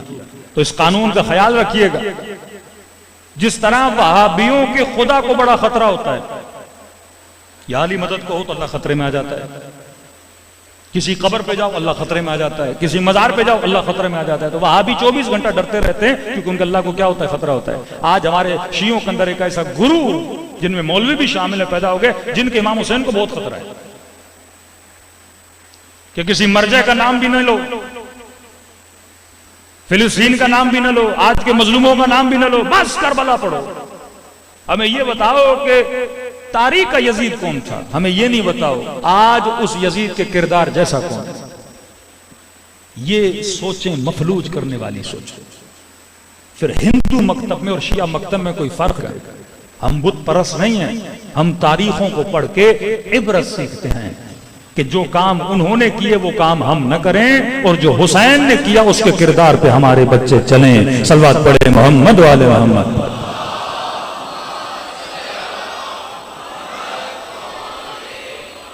آپ دوسرے مکاتب میں جائیں گے، مندروں میں جاتے ہیں، چڑھاوے کرتے ہیں، پیسے خرچ کرتے ہیں، سب کچھ، لیکن عبرت کیا لیتے ہیں؟ وہ کوئی کانسیپٹ نہیں، کوئی آئیڈیالوجی نہیں. آپ کا علم مقدس اس لیے ہے کیونکہ علم کے پیچھے کیا ہے؟ آئیڈیالوجی ہے. ورنہ لاکھ طواف خانہ خدا کرو، پھر وہی ہوگا کہ 4 دیواری پتھروں کی بنی ہوئی ہے، 7 چکر لگا کے آ جاتے ہو. اس کے پیچھے سوچ ہے، فکر ہے، حکمت ہے کہ جاؤ حج پہ، اعمال حج ہے کہ شیطان کو کم کر مارو. اور اس حکمت کا ستیہ ناش ہو جاتا ہے جب رانا ثناء اللہ جا کے پتھر مارتا ہے. کہ بندہ سوچے تو صحیح، بھائی میں پتھر مارنے آیا ہوں. سعی صفا و مروہ، جناب ہاجرہ کا دوڑنا، کیوں دوڑ رہے ہو؟ وہ بی بی کیوں دوڑی؟ کہ سرزمین پہ حضرت ابراہیم نے کتنی بڑی قربانی دی، کیوں دی؟ ہدف زندگی، مقصد زندگی. یہ کسی طرح کربلا جائے اور واپس آ جائے. اور یہاں اگر کہے کہ مولانا اربعین میں کھانے بڑے اچھے تھے، جوس بڑے اچھے تھے، کباب بڑے اچھے تھے، مچھلیاں بڑی اچھی تھی. بھائی جب پیدل چل رہے تھے تو امام زین العابدین کا چلنے کو محسوس کر رہے تھے. جب پاؤں میں چھالے پڑ رہے تھے تو محسوس کر رہے تھے کوئی امام تھا جو چلا. جب شدت پیاس سے لوگ بار بار آپ کے لیے پانی لے کر آ رہے تھے تو کبھی سوچ رہے تھے 4 سالہ بچی تھی جو پانی مانگ رہی تھی، کوئی پلانے والا نہیں تھا. کتنا مشکل ہے اس راستے پہ چلنا، بغیر پانی کے، بغیر کھانوں کے، ماؤں بہنوں کے ساتھ. کس لیے چلے؟ نماز بچی ہوئی تھی امام حسین کی، روزہ بچا ہوا تھا، ماؤں بہنوں کی چادریں گھروں کے اندر محفوظ تھیں، لیکن کیوں نکلے؟ لِإِصْلَاحِ أُمَّتِ جَدِّ. کہ دین کا مطلب ہے معاشرے کو بنانا، دین کا مطلب ایک نیٹ ورک بنانا، لوگوں کے لیے رول ماڈل بنانا. سوسائٹیز اگر مردہ ہو جائیں تو ان کی نمازوں کا کوئی فائدہ نہیں ہے. حاکم سوتا رہے اور 40,000 کے قریب مسلمانوں کو مارا جائے، عورتوں کی عزتوں پہ ہاتھ ڈالا جائے، اور یہ خاموش تماشا ہی دیکھا رہے. یہ وہی امت ہے جو حسین کے قتل کو دیکھتی رہی. فرمایا اب اس میدان کارزار میں تو کہاں پہ کھڑا ہے؟ تو اس نیٹ ورک کا حصہ تبھی بنو گے جب معروف اور منکر، معروف اچھائی، منکر برائی، جب معاشروں میں اچھائی اور برائی کی تمیز ختم ہو جائے. ہدف یہ ہے کہ مجھے کرسی ملے، اب 20 کروڑ دے کے ملے، دھاندلی سے ملے، ظلم سے ملے، مقصد کرسی. مطلب اچھائی اور برائی کی تمیز کیا ہو گئی؟ آپ امیجن نہیں کر سکتے ویسٹرن سوسائٹی میں جو پاکستان میں ہوتا ہے، امیجن نہیں کر سکتے، آپ سوچ نہیں سکتے کہ وہاں کوئی وزیر کرپشن کرے اور دن آتے بولے کہ میں نے کی ہے، جو کر سکتے ہو کرو، میں نے پیسے لوٹے ہیں، جو بول سکتے ہو بولو. وہاں امیجن نہیں کر سکتے. لیکن مسلم سوسائٹی کیوں؟ کیونکہ یہاں کے مفتیوں نے بولا حاکم کیسا بھی ہو اس کی اطاعت کیا ہے؟ واجب ہے. لیکن خدا نے ان قوموں کو عزت دی، ان قوموں کو وقار دیا جن قوموں میں اچھائی اور برائی کی تمیز تھی. ویسٹرن سوسائٹیز کافر سوسائٹیز ہیں بٹ ایتھیکل سوسائٹیز ہیں. کم از کم اخلاقیات اصولی اولیے کو انہوں نے نہیں مارا. وہ باہر کی دنیا سے کتنا بھی ظلم کریں لیکن وہ اپنے لوگوں پہ کبھی ظلم، کرامت انسانی، شرافت انسانی کا خیال رکھا جاتا ہے. جن معاشروں میں انسان بک جائے، ضمیر بک جائیں، وہ معاشرے حسینی معاشرے نہیں ہوتے. اب یہاں امام حسین نے آپ کو ان گندگی سے نکال کے فرش عزا پہ لا کے بٹھایا اور کہا اپنے بچوں کو سکھاؤ، کہیں یہ ان معاشروں میں گھل اور مل نہ جائیں، انہیں بتاؤ کہ اچھائی کیا ہے، برائی کیا ہے. تو مکتب نیٹ ورک کو چلانے والے اہل بیت نیٹ ورک ایک معروف اور منکر کو پہچانوانے کے لیے کہ دیکھ یزید کتنا ظالم ہے، دیکھ بنو امیہ کی رگوں میں کیسا خون ہے، یہ پہچانوانے کے لیے امام حسین نے اپنے خون کی قربانی دی. تو فرمایا قانون ہے معروف اور منکر، اور یہاں پہ افراد کا جو رابطہ ہے اس کی بنیاد ذہن میں رکھنا، وہ ہے محبت اور نفرت. کس کی محبت؟ میری، آپ کی؟ نہیں، یہاں معیار محبت ہے محمد اور آل محمد. انی سلم لمن سالمکم وحرب لمن حاربکم اللہم وال من والا وعاد من عادا. اے خدا اس سے دوست رکھ جو علی کو دوست رکھے، اس سے دشمنی کر جو علی سے دشمنی کرے. کہا لحمہ لحمی و دمک دمی، تیرا گوشت میرا گوشت، تیرا خون میرا خون. کہا فاطمہ بضعۃ منی، میرے جگر کا ٹکڑا ہے، جس نے اس سے غضبناک کیا اس نے مجھے غضبناک کیا. کہ جس نے علی سے نفرت کی گویا اس نے مجھ سے نفرت کی. اب ایک ہی ترجمہ اگر ساری امت کا جو ترجمہ اسے بھی لے لیا جائے کہ من کنت مولا فہذا علی مولا، جس کا میں دوست اس کے علی دوست. اس ترجمے کو ہم ایکسپٹ کر لیتے ہیں نا کہ جس کا میں دوست اس کا علی دوست. مطلب محبت کا معیار کون بنا؟ علی بنا. حبہ جنہ، علی کی محبت جنت کی کنجی کا نام ہے. تو فرمایا افراد کے ربط کا تعلق ہے محبت محمد اور آل محمد. مومن کا دل دھڑکنا چاہیے دوسرے مومن کے لیے کیونکہ اس کے دل میں حسین کی محبت ہے. جب تک افراد کا تعلق محبت نہیں ہوگا، آپ کسی سے محبت کرو کیونکہ پیسے والا ہے، کسی سے محبت کرو بڑے عہدے والا ہے، کسی سے محبت کرو کیونکہ امیر ہے، کسی سے محبت کرو کیونکہ رشتہ دار ہے، کسی سے محبت کرو کیونکہ آپ کے ساتھ احسان کیا تھا. نہیں، محبت اس لیے کرو کیونکہ اس کے دل میں علی کی محبت ہے. اور فرمایا کسی سے نفرت نہ کرنا، بس اس سے کرنا جس کے دل میں بغض محمد اور آل محمد ہے. یہ انی سلم لمن سالمکم وحرب لمن حاربکم، یہ بنیاد محبت اور نفرت ہے. تبھی جب آپ اربعین پہ جاتے ہو، میں نے کہا نہ رنگ نہ نسل نہ قوم، لوگوں کی پہچان کیا ہے وہاں پہ؟ حسینی. وہاں کوئی یہ نہیں کہتا میں پاکستانی ہوں، یہ کوئی نہیں کہتا میں ایرانی ہوں، وہاں سب کہتے ہیں ہم کیا ہیں؟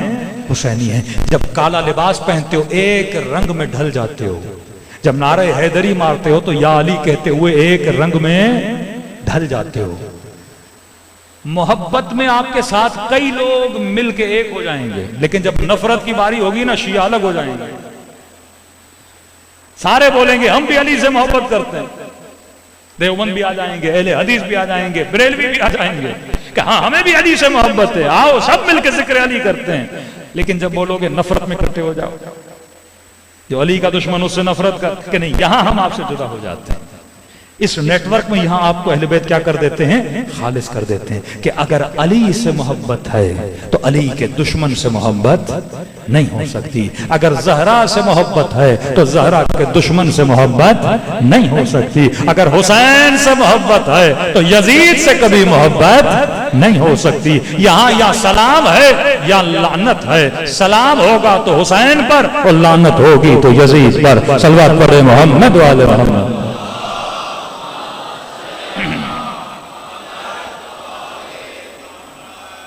تو نیٹ ورک کے پلر میں نے بتا دیے، بنیاد چلانے والے اہل بیت اور قرآن، فیڈنگ عقل اور فطرت، حکمت، قانون معروف اور منکر، افراد کا تعلق محبت اور نفرت. اور نتیجہ کیا ہوگا؟ فرمایا نتیجہ ہے ظہور امام زمانہ. ظہور کا نتیجہ کیا ہے؟ فرمایا عدلا و قسطا، پوری کائنات میں نظام عدل آئے گا، انصاف آئے گا اور منصف وہی بنے گا جو اس نیٹ ورک کا حصہ ہوگا اور اللہ کی کیا کرے گا؟ اطاعت کرے گا۔ فرش عزا آپ سب کو جمع کرتا ہے نام حسین پہ۔ کسی نے آپ کے لیے بس نہیں بھیجی، کسی نے آپ کے گھر پہ دعوت کا کارڈ نہیں بھیجا۔ بعض جگہوں پہ اس سال تو ہم نے ایسی جگہوں پہ مجلسیں پڑھیں کہ گویا ہم نہا گئے، اتنا حبس، لیکن مومنین بیٹھے ہیں۔ یعنی اتنی شدت بری گرمی میں کون جمع کر رہے ہیں؟ محبت۔ کتنی طاقت ہے اس محبت میں۔ اب دشمن اسے توڑنا چاہتا ہے، نیٹ ورک کو چلانے والے اہل بیت اور قرآن۔ اب اہل بیت نے چلایا 11واں امام کا زمانہ، وقت نہیں ہے، میں نے پورا اس پہ اشرا پڑھا ہے، تفصیل آپ جا کے انٹرنیٹ پہ دیکھ سکتے ہیں۔ آہستہ آہستہ شیعوں کو تیار کیا، آہستہ آہستہ۔ بعض اوقات کوشش کی گئی کہ شیعوں سے وہ کام کروائیں جو غیر عقلانی ہے۔ ہمارے کئی ایسی رسومات بیچ میں آ جاتی ہیں جن کا تعلق عقل سے نہیں ہے، لیکن لوگ کرے جا رہے ہیں۔ ہمارے ہاں جو بھی تھا اس کی نسبت کس سے تھی؟ عقل سے تھی۔ چھوٹی سی مثال دے رہا ہوں، تفصیل میں نہیں جاؤں گا۔ مثلا شیعہ جلوس نکالتے ہیں، مثلا شیعہ اپنے گھروں پہ علم لگاتے ہیں۔ کبھی سوچا کیوں؟ کسی مومن نے کہا مولانا یہ عراقی اور ایرانی اپنے گھروں پہ علم نہیں لگاتے، ہم پاکستانی کیوں لگاتے ہیں؟ یعنی ہمارے یہاں کانسیپٹ ہی نہیں اگر شیعہ اور گھر پہ علم نہ ہو۔ ایسا ہے کہ نہیں؟ یہاں جتنے بیٹھے ہیں گھروں پہ علم ہے کہ نہیں؟ ہر گھر میں علم ہوتا ہے، چلو باہر نہیں تو گھر کے اندر علم تو ہوتا ہی ہوتا ہے۔ تو میں نے کہا یہ مکتب حکمت کا مکتب ہے، علم کیوں لگاتے ہیں؟ میں نے کہا عراقی اکثریت میں شیعہ، ایرانی اکثریت میں ہیں شیعہ۔ مثلا مشہد میں کسی کو بتانے کی ضرورت نہیں میں شیعہ ہوں، نجف میں کسی کو بتانے کی ضرورت نہیں کہ جناب الحمدللہ ہم بھی مومن ہیں۔ یہ ہمارے یہاں اصطلاح ہے نا، کوئی آ جاتا ہے کہتے ہیں مولانا یہ مومن بھائی ہے، یہ مسلمان بھائی ہے، تو ہم نے ناموں سے تفریق بنا دی، مومن مطلب شیعہ، مسلمان مطلب غیر شیعہ۔ ہمارے یہاں بتانا پڑتا ہے، خوشی ہوتی ہے کبھی کوئی مومن بندہ مل جاتا ہے، لیکن مشہد میں تو نہیں بتانا نا کہ میں شیعہ ہوں، نجف میں تو نہیں بتانا میں شیعہ ہوں، اکثریت ہے۔ فرمایا جہاں لوگ اقلیت میں ہوتے ہیں وہاں پہچان کی ضرورت بنتی ہے۔ کیوں ضرورت بنتی ہے؟ کہیں ایسا نہ ہو کہ میں اقلیت ہوں اور دنیا کو نظر نہ ہو۔ تو اگر ایک محلے میں 20 گھر اہل سنت کے ہیں اور ایک گھر شیعہ کا ہے، جب رات کی اندھیری راتیں آ جاتی ہیں تو وہ 20 گھر نظر نہیں آتے، وہ ایک نظر آتا ہے جس کی چھت پہ عباس کا علم لگا ہوتا ہے۔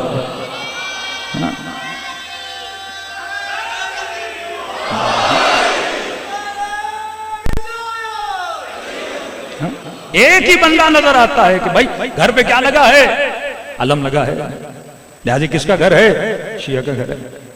کئی لوگ کہتے ہیں مولانا جیسے ہم رحیم یار خان سے سکھر جاتے ہیں ایسے لگتا ہے پورا سندھ شیعہ ہے۔ میں نے کہا شیعہ نہیں ہے، علم تو جتنے زیادہ نظر آتے ہیں، مولائی لوگ بہت ہیں، لہذا علم نشانی بن گئی کس کی؟ یہ شیعہ گھر ہے۔ یہ مارکیٹنگ ہے، یہ ٹیکٹ آف مارکیٹنگ ہے کہ اظہار وجود کر، تقیہ کا زمانہ نہیں، دکھا کہ تو کس کا ماننے والا ہے؟ علی کا ماننے والا ہے۔ دوسرا ہم جلوس نکالتے ہیں، بھئی جلوس کیوں نکالتے ہو؟ ایک گاؤں میں جھگڑا ہو گیا کہ بھائی یہاں پہ 5 گھر شیعوں کے ہیں، 200 گھر اہل سنت کے ہیں، آٹے میں نمک کے برابر بھی نہیں، پھر بھی ضد کرتے ہم نے جلوس نکالنا ہے۔ بھائی آپ کے 5 گھر ہیں، اپنے محلے میں جلوس ایک گھر سے نکالو، 5 گھروں تک جائے، پھر اپنے گھر چلے جاؤ۔ ہم تو جلوس کو مانتے نہیں، ہم ماتم کو مانتے نہیں، ہم عزا کو مانتے نہیں، ہم گریے کو مانتے نہیں۔ آپ کیوں ہماری گلیوں سے گزر کے اور چوک پہ کھڑے ہو جاتے ہو جس چوک میں اکثریت اہل سنت کی ہے؟ ہم نے کہا نہیں، مر جائیں گے جلوس تو نکالیں گے، پتھر بھی مارو جلوس نکالیں گے، گولی بھی برساؤ جلوس نکالیں گے۔ کبھی سوچا کیوں؟ کیونکہ امام رضا نے فرمایا کہ تم غدیر بھول گئے، اب ہم تجھے کربلا بھولنے نہیں دیں گے۔ بچوں کی ٹی وی بند کر دی، دروازوں پہ تالے لگا دیے، مجلس میں نہ جائے، شیعہ کو نہ دیکھے، شیعہ سے نہ ملے۔ ہم نے کہا نہیں، گلی سے گزر کے حسین حسین کریں گے تاکہ تیرے بچے کے کانوں میں حسین کی آواز گونجے اور تجھ سے پوچھے کس نے مارا تھا۔ ٹیکٹ آف مارکیٹنگ ہے یہ۔ اس زمانے میں میڈیا نہیں تھا ہمارے پاس، سب سے بڑا میڈیا یہ ممبر تھا، تو ممبروں پہ آ کے لوگ تبلیغ کرتے تھے، مسجدوں میں آ کے تبلیغ کرتے تھے۔ لاؤڈ کون سے تھے، ٹی وی کون سا تھا، کیسے بتائیں کہ ہم شیعہ ہیں، کیسے بتائیں امام حسین کے ساتھ کیا ہوا۔ ہم نے کہا وہ جو امام رضا نے کیا کہ جب محرم کا چاند نظر آتا تھا پاؤں سے جوتیاں اتارتے تھے، سر سے امامہ اتارتے تھے اور بازار میں جا کے روتے تھے، لوگ پوچھتے تھے فرزند رسول خیریت تو ہے کہ میرے جد حسین کو قتل کر دیا گیا۔ اتنے سال گزر گئے، کہ بھولنے نہیں دوں گا۔ آج بولتے ہو نا ہم غدیر بھول گئے، کہ نہیں، کربلا تجھے کبھی بھولنے نہیں۔ ہر چیز کے پیچھے کیا تھی؟ حکمت تھی۔ اگر آج میں کوئی کام کر رہا ہوں حکمت نہیں، اس کا کوئی فائدہ نہیں۔ اگر عزاداری کو وہ کام نقصان دے رہا ہے کوئی فائدہ نہیں۔ اب 10ویں امام کے بعد غیبت کا زمانہ آنے لگا۔ کہتے ہیں امام ہادی جب شیعہ ملنے آتے تھے تو مولا پردے کے پیچھے بیٹھ کے ملتے تھے، مطلب ٹریننگ دے رہے ہیں۔ اب امام سے ڈائریکٹ رابطہ کیا ہونے والا ہے؟ ختم ہونے والا ہے۔ 11ویں امام کے پاس شہر رے سے شیعہ ملنے آئے، یا امام ہادی ہیں 11ویں امام، حقیقت مجھے یاد نہیں، غالباً امام ہادی کے زمانے میں۔ کہتے ہیں 3 دن امام نے دروازے پہ کھڑا رکھا، ان سے امام ملے نہیں۔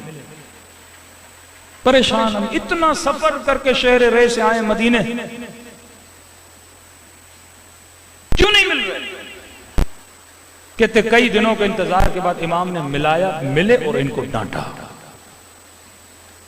کہا جب شہر رے میں عبدالعزیز حسنی کو اپنا نمائندہ بنا کے بھیجا ہے تو سوال اس سے پوچھو میرے پاس کیوں آئے؟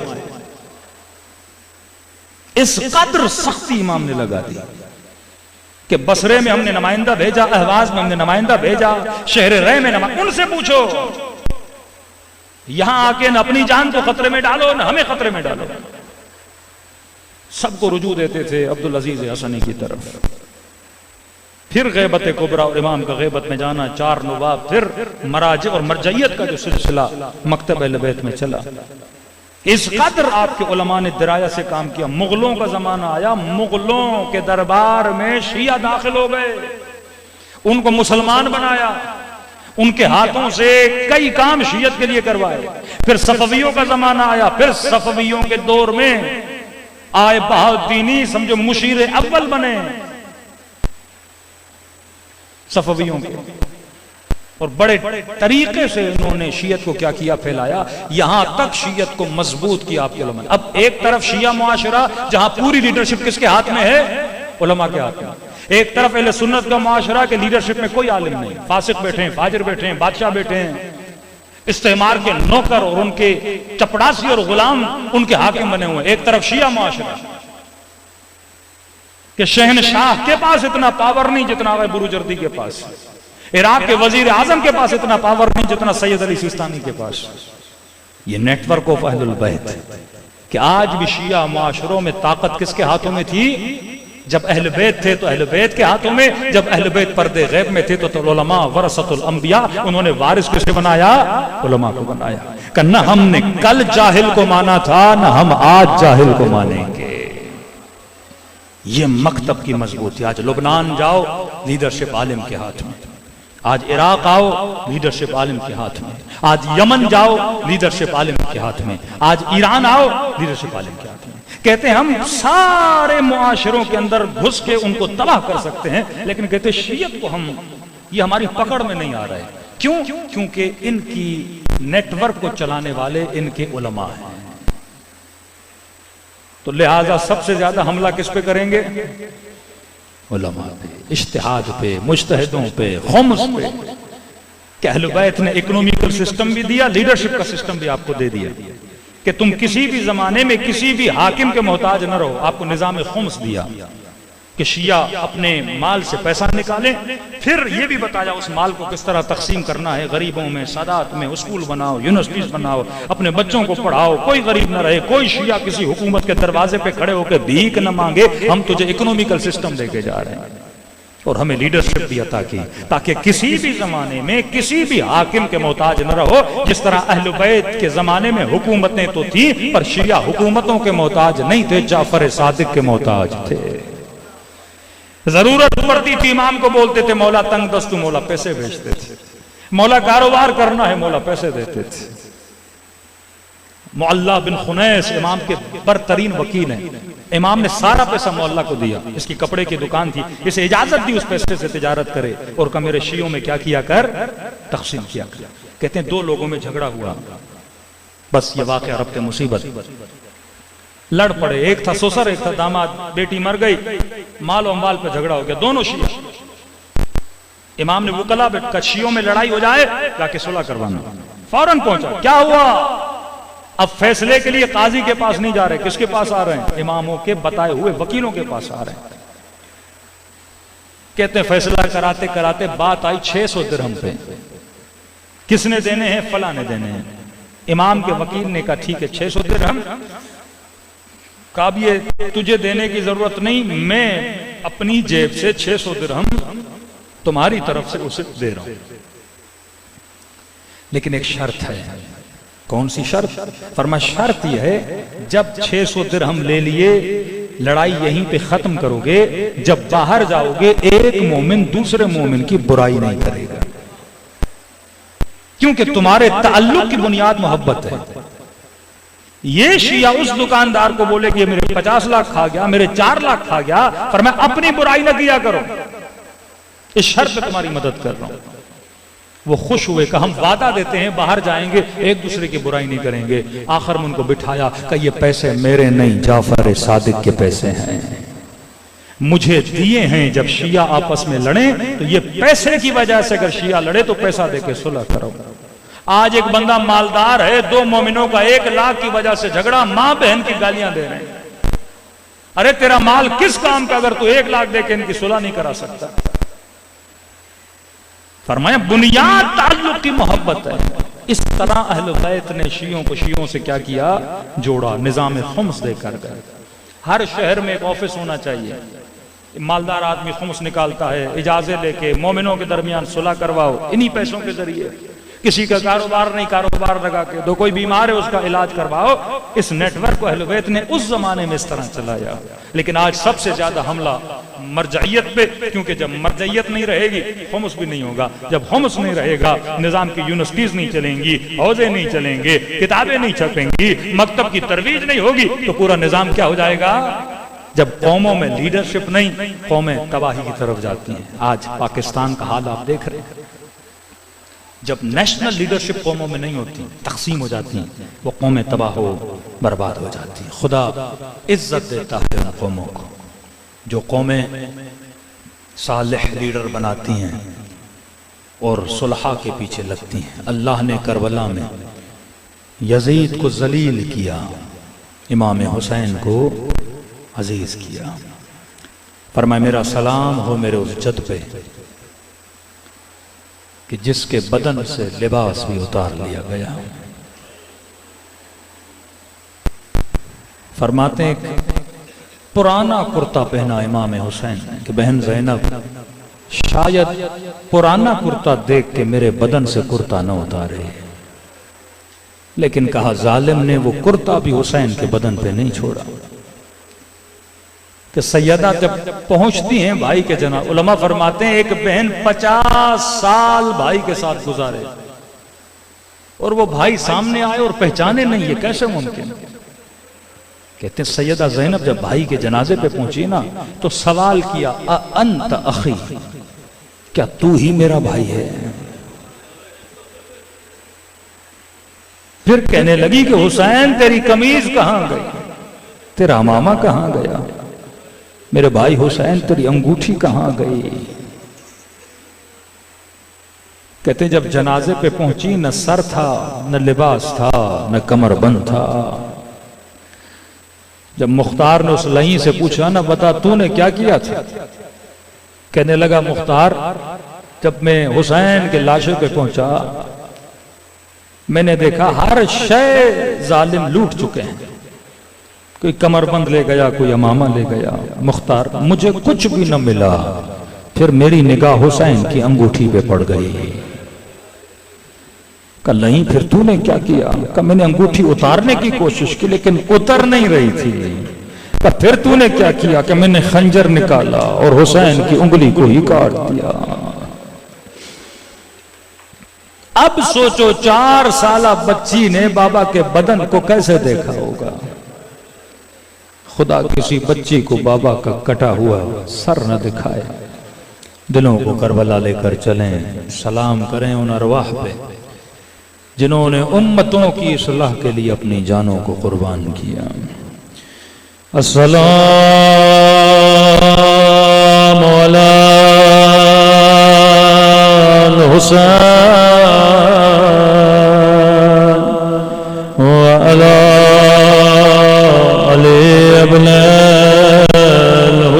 الحسین. سب مل کے وعلی حسین وعلی اصحابہ. سب مل کے السلام علی وعلی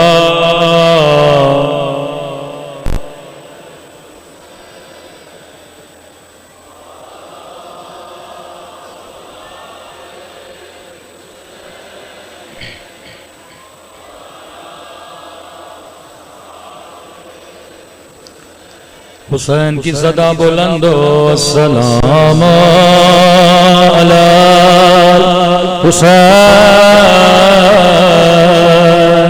وعلی علی ابن الحسین وعلی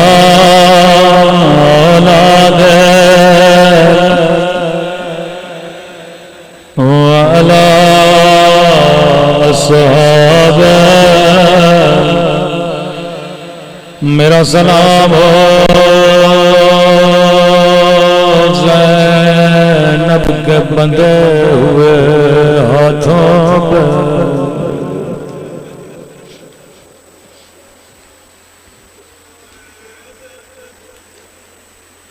قیامت کی گھڑی تھی جب علی کی بیٹی کو بازار کوفہ میں لایا گیا. یہ وہی کوفہ ہے جب علی کی حکومت تھی. فرمایا حسن رات ہونے دو، لوگوں کو اپنے گھروں میں جانے دو، پھر میری بیٹی زینب کو لانا. لیکن جب بازار کے در پہ وہی زینب پہنچی، ظالم نے کہا دن ہونے دو، بازاریں کھلنے دو، لوگوں کے ہجوم کو لگنے دو. بڑے کریم تھے آل رسول، یتیم پروار، غریب پروار. ملتا ایک 4 سالہ 5 سالہ بچی تھی، یتیم ہو گئی. امام حسین سے اپنے گھر لے کر آئے، اسے ایسے پالا جیسے اپنے بچوں کو پالتے ہیں. جب یہ جوان ہوئے اس کی شادی کرا دی. ہر سال مدینے آتے تھے، کہتی تھی مولا میں اپنے شوہر کو بتاتی ہوں میرا حسین بڑا کریم ہے، مجھے ایسے پالا جیسے اپنے بچوں کو پالتا ہے. مولا جب جب آتی ہوں کہتا ہے اپنے مولا سے پوچھنا کب میرے گھر آئے گا، میں بڑی بڑی دعوتیں کروں گا. امام نے فرمایا شیریں ہم آئیں گے لیکن تو پہچان نہ سکو گے. ایک مرتبہ اپنی جگہ سے کھڑے ہو گئے، کہنے لگی مولا ان آنکھوں کو نکال دو جو اپنے مولا کو نہ پہچانے۔ امام نے فرمایا شیرین تیرا قصور نہیں ہوگا، حالات بدل جائیں گے، لیکن شیرین اپنے مولا کی ایک وصیت یاد رکھنا۔ جی میرے مولا فرمایا شیرین قیدیوں کا خیال رکھنا، جہیں کہیں قیدی نظر آئے انہیں پانی پلانا۔ شیرین کہتی ہے میری سمجھ میں نہیں آیا، لیکن کہا جی میرے مولا۔ شیرین اپنے وطن واپس چلی گئی، عزاداروں زینب لٹ گئے۔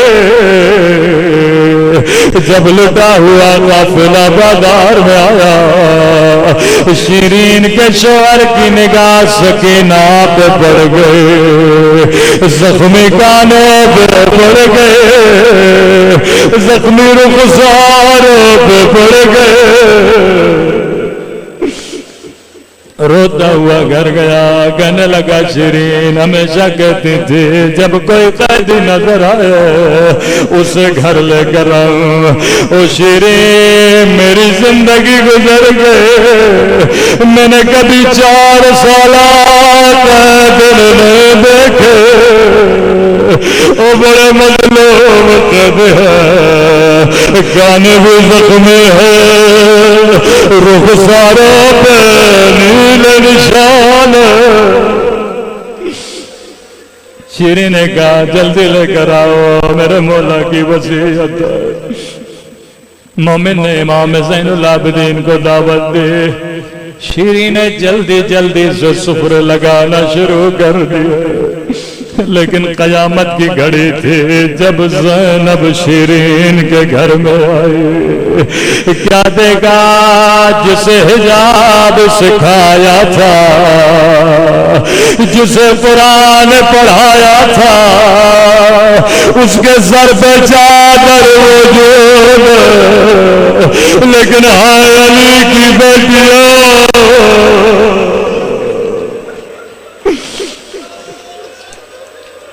بیبیاں جا کے کسی کونے میں بیٹھ گئے۔ شیرین نے جلدی جلدی سے سفرہ لگایا، کہنے لگی قیدی بیبیوں جتنا پانی پینا ہے پی لو، میں ابھی کھانے کا بندوبست کرتی ہوں۔ قیدی بیبیوں نے کہا مومنہ ہمیں پانی نہیں چاہیے، ہمیں کھانا نہیں چاہیے، اگر اجازت ہو تیرے گھر میں ماتم کر لے، تیرے گھر میں گریا کر لے، کیونکہ ہم بڑے مظلوم ہیں۔ ایک دن میں ہمارے گھر سے 18 لاشیں نکلی ہیں، کسی نے ہمیں رونے نہ دیا۔ شیرین نے کہا قیدی بیبیوں جتنا رونا ہے رو لو، میں کیوں روکوں گے؟ یہاں قیدی بیبیوں نے حلقہ بنا۔ ایک مرتبہ قیدی بیوی اٹھی، بڑا درد بھرا بہن کیا، رو کے کہنے لگی ہے سکینہ کے پیاسے بابا، اے سکینہ کے غریب وطن بابا۔ یہ سننا تھا، شیرین اپنی جگہ سے کھڑی ہو گئے، کہنے لگی قیدی بیوی چپ ہو جا، یہ میرے مولا کی بیٹی کا نام ہے، اللہ میری بچی کو سکینہ پہ قربان کرے۔ قیدی بیبیاں چپ ہو گئی۔ شیرین تیرا گھر اجازت نہیں، ماتم نہ کریں گے۔ کہتی ہے نہیں قیدی بیبیوں تمہارا دل دکھانا نہیں چاہتی، لیکن یہ نام نہ لے، میرا کلیجہ منہ کو آتا ہے۔ اگر تیرے مقبول کا کوئی بیٹا ہے اس کا نام لے کے بیان کرو۔ پھر سے کوئی قیدی بیوی اٹھے، بڑا درد بھرا بیان کیا، رو کے کہا علی اکبر کے پیاسے بابا، اے علی اکبر کے غریب وطن بابا، جگہ سے اٹھی، اے قیدی بی بی چپ ہو جا، یہ بھی میرے مولا کے بیٹے کا نام ہے۔ اللہ اکبر پہ میرا بچہ قربان کر۔ کہتے ہیں اپنی جگہ سے کھڑے ہو گئے، کہنے لگی قیدی بیبیو یہ تو مدینے والوں کے نام ہے، اللہ میرے مولا کی خیر کرے۔ قیدی بیبیو آخری مہلت دے رہی ہوں، اگر تیرے مقتول کی کوئی بہن ہے اس کا نام لے کے بیان کرو۔ عزادارو بہن کا نام آنا تھا، ساری بیویاں خاموش ہو گئے۔ ایک مرتبہ زینب اٹھے، بڑا درد بھرا بہن کیا، روکے گائے اجڑی ہوئی زینب کے غریب بھیا، اے اجڑی ہوئی زینب کے پیاسے بھیا، اب شیری کو سمجھ میں نہیں آیا، بی بی زینب کے قدموں میں گری، کہا اے قیدی بی بی تو کون ہے، تیرا میرے حسین کے ساتھ کیا رشتہ ہے؟ زینب نے سر اٹھایا، کہا شیری نہیں پہچانا، انا زینب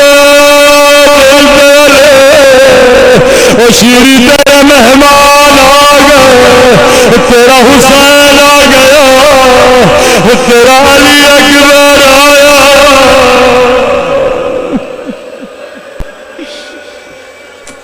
او شیری تیرے مولا نے وعدہ پورا کیا، تو نے نہیں پہچانا۔ غش کھا گئی شیری، جب ہوش میں آئے زینب نے کٹی ہوئی گردن دکھائی، یہ میرا حسین ہے، یہ میرا علی اکبر ہے، یہ میرے آن محمد ہے۔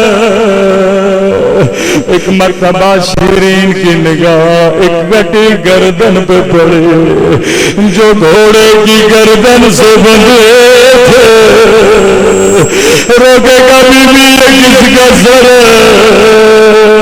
کہا یہ میرے عباس کا سر ہے۔ بی بی یہ گھوڑے کی گردن سے کیوں بنا؟ روکے کا یہ بھی نوکے نیزہ پہ تھا، لیکن جب میرے کھلے سر سے نگاہ پڑے بار بار زمین پہ گر جاتا تھا۔ اے خدا تجھے عباس کی غیرت کا واسطہ، تجھے زینب کے گریے کا واسطہ، ہمارے مولا اور آقا امام زمانہ کا ظہور فرما دے، ہم سب کو مولا کے اوان و انصار میں شریک فرما، ہم سب کے صغیرہ کبیرہ گناہ معاف فرما، قبر و قیامت میں شفاعت حسین نصیب فرما، جو زیارت کربلا کے متمنی ہیں انہیں کربلا کی زیارات نصیب فرما۔ پروردگارا جتنے ہمارے مرحومین ہیں ان کے درجات کو بلند فرما۔